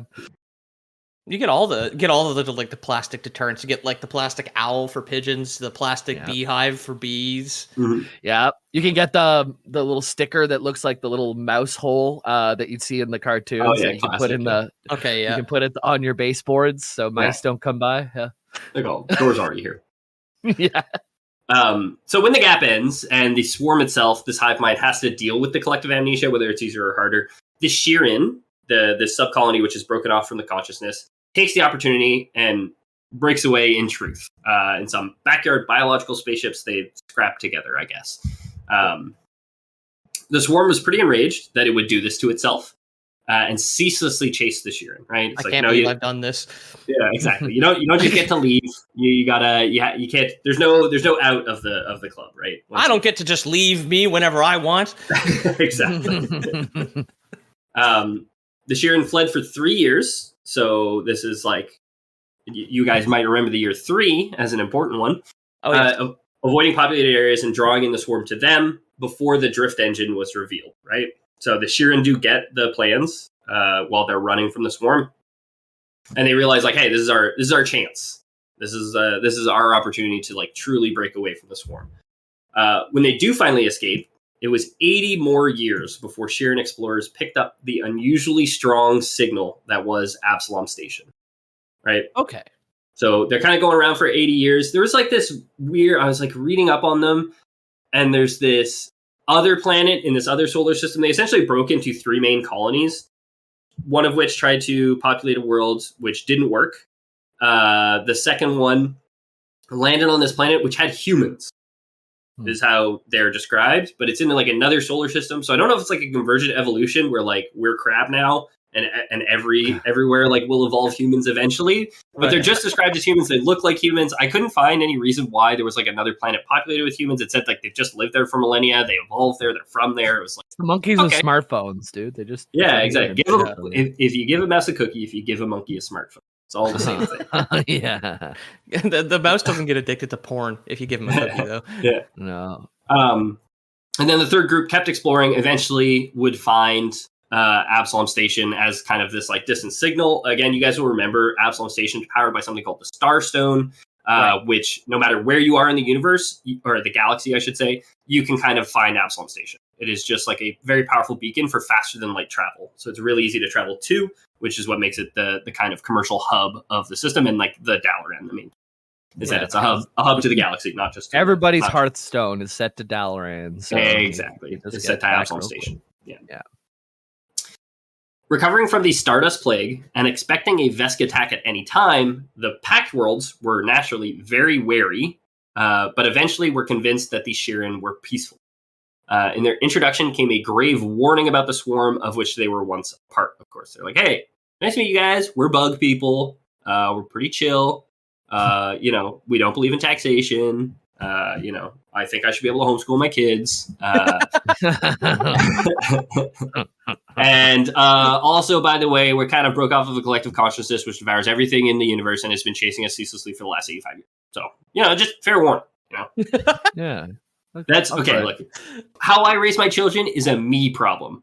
The giant swarm of mindless bugs which are chasing us is like an us problem. We should probably solve this as a group, right? Yeah. But I don't want to have to pay for it. Yeah, exactly. Yeah. I don't know who's going to pay for the military, and I don't fucking care. But we need to solve it. But we need a military, and I'm not paying taxes. Okay. In 154 after Gap, androids are declared people and given full Pact world citizenship. You guys will maybe remember they were building a planet in the asteroid belt called the Diaspora. They were kind of using a bunch of tractor beams to pull a bunch of asteroids together into one big planet, which they're going to call Android World or something. Right.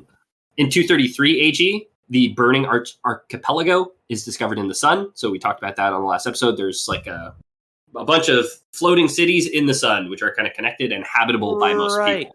Yes, cool. And yeah, you travel between them with like the beams of light or whatever, right? There's like magic rails. Am I remembering that?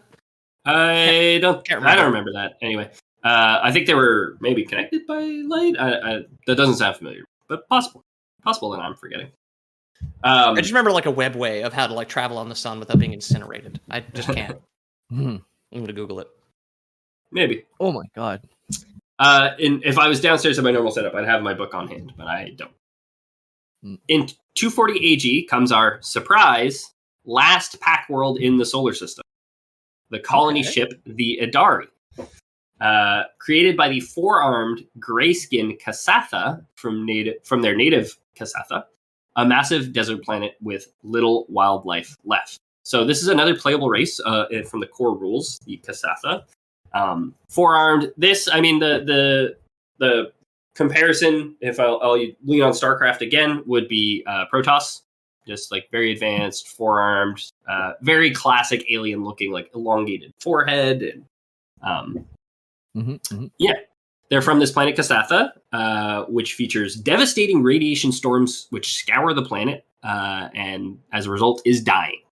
I like how this Thassa thing is also wearing like a very kind of traditional looking like bobcat pelt that also has 6 limbs. Like it's just like, of course. It's great. I mean, there's a in Star Trek. There is in TNG. There's an episode because like all the species in Star Trek are humanoid, right? They're all like 2 arms, 2 legs, or 2 arms, 2 legs. I got that right. How many arms do you have, Ethan? It's essentially explained in there's an episode where it's explained in canon that like there is an ancient race that seeded life in this galaxy and it seeded it in its image, right? So it kind of spread life everywhere, and that's why everyone can kind of understand each other and everyone has 2 arms, 2 legs, is because it's a little Deus Ex Machina, but I like that they actually took the time to explain it. So we're gonna get pretty much the same reason for why these guys have 4 arms. Don't worry. Okay. The people of Kasatha are looking for a place to resettle, right? Because their planet's dying. When they are visited by the Witch Weird, a 4-armed race of enigmatic wanderers and prophets. The Witch Weird. Yeah, Witch. Pretty weird. Yeah. The Witch Weirds created the Kasatha eons ago, seeding the planet with the creatures. They told the Kasatha of a distant land which would suit them. Now they seeded life on this planet, 4-armed like them. They're 4-armed, so they're like, they're going to be in our image. They're going to be 4-armed, right? Presumably the Jaguars too. When they come back when the planet's dying, and the Kasathans are looking for a new place to settle, and they say, "Hey, we have just the place for you, because we didn't just seed Kasatha with life, but also Akaton in this other system with the 4-armed Shobad." So we talked about them last Starfinder episode on the Mars proxy. There's a race of 12-foot tall 4-armed guys called the Shobad. Right. Yes. So those were also just seeded there by the Witch Weirds. And the Witch Weirds are like, hey, that planet will be perfect for you guys. We put other life there at the same time, and it's still doing fine, right? Okay, cool. So the Kasatha are like, cool, let's go invade that planet. Why not, right? Invade? The Kasatha created the generation ship Idari and set out for Akaton in the Pact system. They do find it occupied. They find it much too well defended. The Pact, the Absalom Pact, is very much in effect at this point, so they do not have the firepower to just take over a planet. they content themselves with living in orbit above the Red World. So they have their ship called the Adari, which is called a generation ship. And they're just in orbit around the planet. I sent you guys a picture. I think it is classic sci-fi, this big ship inside tube with gravity pushing out, right? And they kind of have like grass and forests and farms and buildings all around the inside of the tube. Right? Like the end of Interstellar, you know how they have all like the farmlands curving up in a circle. It's Interstellar. Gundam has similar concepts as well. Like I think it is classic visual sci-fi. Yeah, the Citadel from Mass Effect 2 like closes is like a flower, but when it closes up, it's a tube. Exactly. So the Adari set up in orbit, and they proclaim themselves a Pact world, and they sign the Absalom Pact, and they become the last Pact world. Okay, cool. Here's a quote from the Starfinder core rulebook.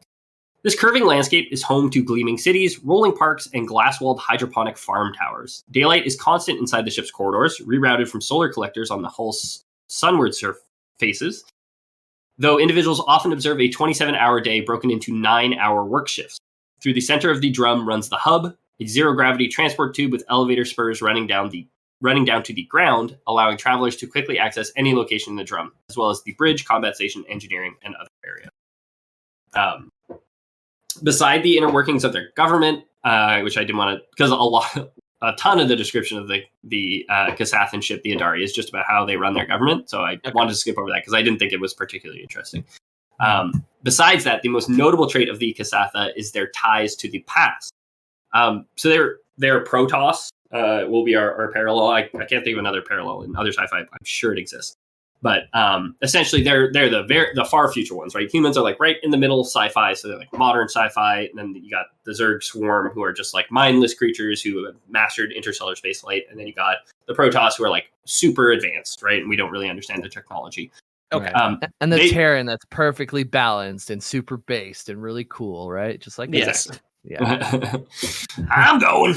That's what the SCBs say when you tell them to go mine minerals. Yeah, that's what I say when I bust. I'm going. I play when I bust. I pull out my phone. I use my mechanic soundboard to make like a bunch of sounds, like.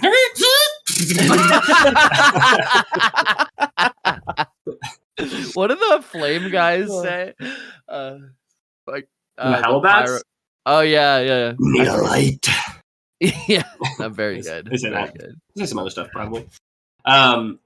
So the Kasathans have been at a level of spaceflight, or had been at a level of spaceflight for millennia before like any of the species of Galarian had reached there. Like when we in Galarian were still writing on cave walls, they were like a very, very futuristic space flying species. Not interstellar, but they had spaceflight within their own system at least. Cool.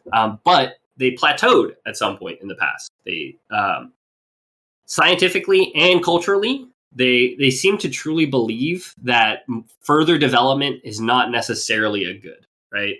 They had a few near apocalypses, presumably caused by like trying to advance their culture too much, or inventing, Neuralink and realizing that hive mind consciousness is really bad. Yeah. Or they did what we're doing right now, claiming AI is intelligent when all we're doing is just making Google with learning disabilities, basically. It's just like so much worse. Yeah. And then claiming it's the future. Yeah, exactly. I love how it pulls from Reddit or whatever. It's like running was invented when John Running tried to walk twice. Yeah. Thanks. Yeah. Very helpful, yeah. Yeah. They're going to take all our jobs. So they've been at this level of spaceflight for a while, though they kind of plateau. They kind of all agree, like, hey, it's not necessarily a good thing for us to keep pushing the boundaries of culture, of governance, of technology. They kind of think like, hey, we're pretty close to a good balance for these things. So let's kind of try to straddle that line, right? If only. God, they sound so reasonable. That's actually based. Not like based in an ironic way. That is actually completely a sane move. It's just like enough flying cars, right? And they don't have too many emissions. We don't need any more. Yeah, that's it. Mm-hmm. Like we torched one planet now. And we're moving to like a self-contained space station, right? So I feel like you have to be a little conservative there. Yeah. So naturally, they rely a lot on the past for a guiding voice into the future. And I'll kind of end us off here with a little description of something they call the Sholar Adat and the Adat itself. One of the most recognizable features within the drum is the Sholar Adat, a cathedral-like spire in Brispex stretching nearly to the hub, which acts as a combination cemetery, library, and ancestor temple.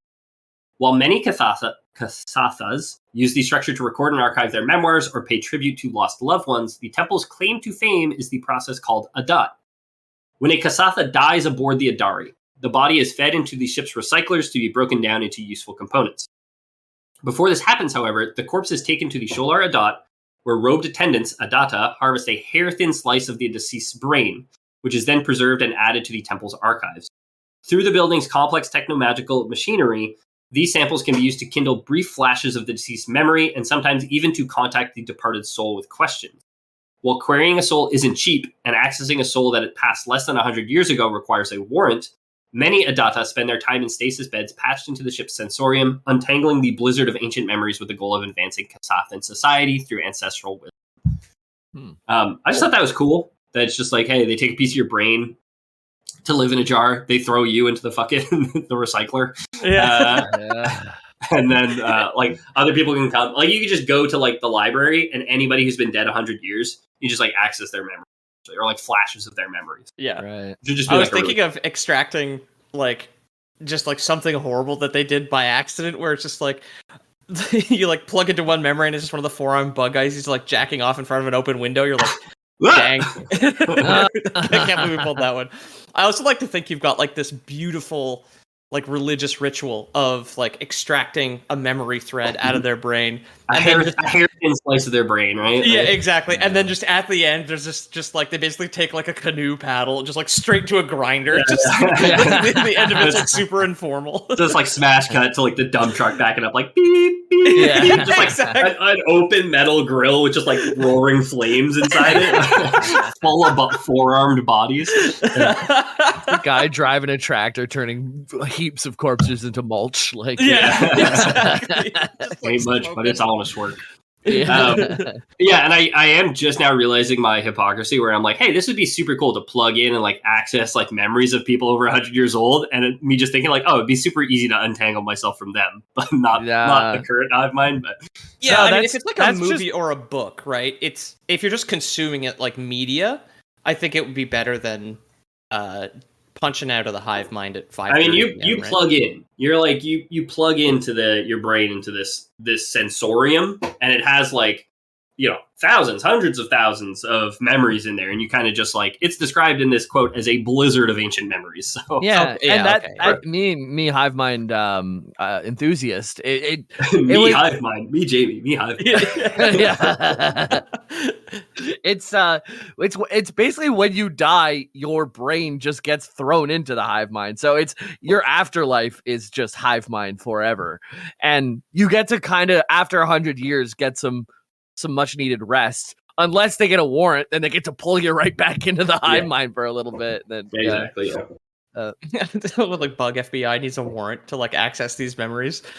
Yeah, to wake up the ancient dead. Yeah.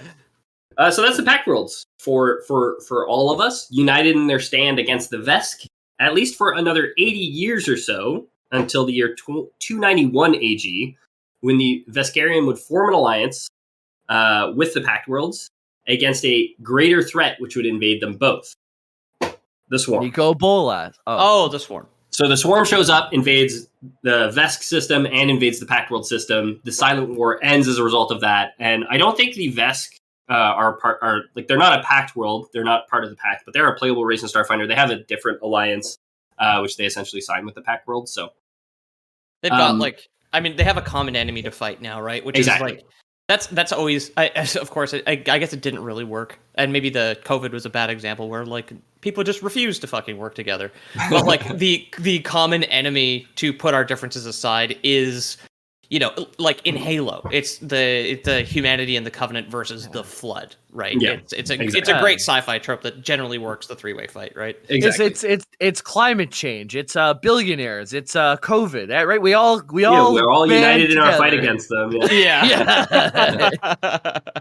Thanks so much for listening. Please share the show with your friends and leave us a glowing review on your podcast app of choice. If you want to hear more stories from Pathfinder or Starfinder, such as the Vesk conquering their homeworlds, I could go through the whole story of them conquering their system, meeting these spacefaring Galarians from the ancient Aslan Empire, which if you listen to our Pathfinder episode about Starfall, you'll remember, or any other stories. There's a lot of stuff here. If you want to hear more, consider joining our Discord and asking there. It's linked in the description below. Peter, you have anything you want to plug? Yeah, at Lore Boys Podcast on Instagram. Come say hi, give us a follow. Also, a sizable preview of my comic, The Black Frontier, is available now for every tier on our Patreon, patreon.com/theloreboys. Thank you to everybody who's joined since the launch, and thank you more to everybody who has stuck around. I'm glad that we got our hooks into you with the hundreds of hours of bonus content that are also available along with everything. Yeah. If you want to find me, you can go to twitch.tv/LoreBoyJames. My schedule's kind of in flux right now. I'm going through a transition phase, but we're going to figure it out. I'll let you know what the new schedule is. But thank you to 6 months. I got some. You're such a hive, my man. You call having a relationship a transition phase. I don't want them to blame her. That's why I left it out. Grill keeping streamer from us. Pepe Mad. Yeah. But thanks to my 6 month subs. There's a few of you like Beef. You've been streaming for 6 months now? Yeah. Holy moly, man. Time flies. This year has gone by in such a blur. Yeah, Sideshow, Beef, Honest Don, all the regulars. 6 months, crazy. Yeah, we're gonna keep it going though. Just because we're going through a transition phase, no one's stopping me from doing here. This is my own will. This is my fault. Don't come after me. But yeah, anyways. No, I mean, I can't believe kissing a girl is better than Dark Souls 2, Jamie. I can't believe you betrayed us. Yeah, I'm sorry that you don't have Neuralink yet, so you have to like talk about movies when you're done watching them with your girlfriend. But I hope that's resolved for you soon. Taking up all this damn time, man. Honestly, my favorite watching a movie memory was when I was watching, we were doing the trade, watching Transformers at my place, and then watching John Wick at her place last year, the girl that I was with. And at the end of Transformers 3, when like some of the Autobots are taken prisoner, she started to cry because they thought they were going to execute Bumblebee. She had warned me. She's like, I cry during movies constantly. I'm like, okay. Nice. Did not think it would be Michael Bay's Transformer. Yeah. Me too. I know this is... this is like another. We watched The Incredibles the other day, and it reminded me of the time that Ethan was late to podcasting because he was getting a haircut and had to see the end of The Incredibles 2. It's not that I had to see the end. It's that my haircut took, I think it was like 2 hours waiting because it's one barber, black barber, and just like everyone in the neighborhood went to his place and just like there's just a lot of chatting. And The Incredibles 2 happened to be on. There was another movie. I watched like the end of a movie and then I watched the entirety of The Incredibles 2 before he cut my hair. Okay, you told us that it was like you had to see the end, and I thought it was maybe that's probably a good. Maybe it was. This is like years ago at this point, so I don't really remember. But I love that story. I think about it often. Just like Ethan, haircut done, sitting cross-legged on the floor watching Incredibles 2. Black man gives us some of those colored blocks that have letters on them from play with. Pretty much. Peter mentioned the Patreon. If you want to support the show, there's a link in the description below. So thanks so much for everyone who does, and thanks for everyone who will in the future. If you don't trust Patreon, we do, of course, have Lore Boys Prime, a service which we've always offered. Jamie finally has his prototype Neuralink set up. So if you want to plug directly into Jamie, we do need some people to volunteer for brain surgery. It will be performed by us. It turns out doctors are really expensive, guys. So crazy. It's basically a lobotomy. It's basically a lobotomy that makes you play old school RuneScape for me for hours. Yeah, exactly. We're what is it? Trepanation. We're gonna use a trepania to drill a hole in your brain and put just in the perfect little spot so that all you want to do is play old school RuneScape. It's right. You go right next to the eye and in through to the brain. You just scrape around a little bit. It'll be painless. We're pretty sure we can figure it out anyway. So anyone who wants to support the show but doesn't have money from Patreon, we do, of course, just volunteer for Jamie's old school RuneScape, Trepanation, Hive Mind, and we'll appreciate you for doing it, right? Yeah. And in return, you get to play all the old school RuneScape you can ever want, which let me tell you will be a lot. You'll want to play it all the time. It's all you'll want to do. honestly. So. We need some 99s, so bring your brains over, please. Exactly. Bring your braids over, everybody. BYOB. I think that would cost you more boys. More boys. Out. We got Melon spazzing in the back, dude. I've been watching her. She's so cute. Off. Yeah. I like watching cats. I watch mine do it because she'll jump from like where my office desk is all the way across the room, like 7 feet onto the bed. And I saw Melon behind you, just like when they square up, and her little feet on your pillow were like, yeah, and then, yeah, exactly. And she's been fucking with the dog's tail and stuff too. The dog. She's like leaping over the dog completely. Yeah. We're still recording, by the way. Oh, my bad.